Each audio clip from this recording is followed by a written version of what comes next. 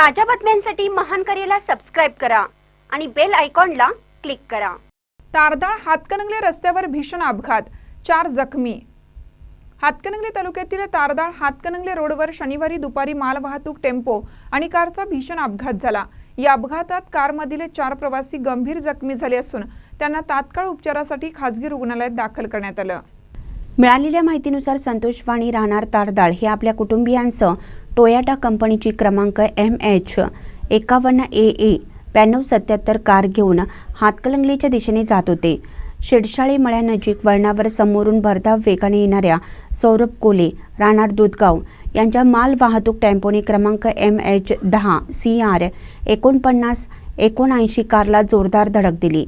भीषण अपघातात दोन्ही वाहनांचे मोठे नुकसान झाले असून कारमधील दोन्ही एअरबॅग्स उकडल्या गेल्या। या अपघातात संतोष वाणी, वैशाली वाणी, मयुरी वाणी आणि मानसी वाणी हे गंभीररित्या जखमी झाले आहेत। अपघातानंतर काही काळ रस्त्यावर वाहतुकीची कोंडी निर्माण झाली होती।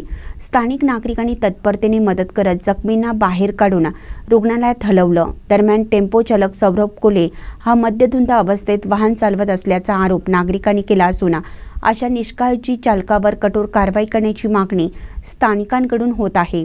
घटनेची माहिती मिळताच शहापूर पोलीस ठाण्याचे पोलीस कर्मचारी YD चळचूक, DM बांगर आणि SG गायकवाड यांनी घटनास्थळी भेट देऊन पंचनामा केला।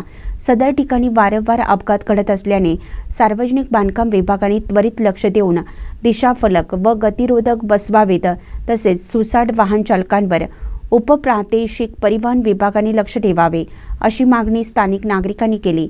महानकर न्यूजसाठी बसकोंडा कडेमणी, तारदाळ।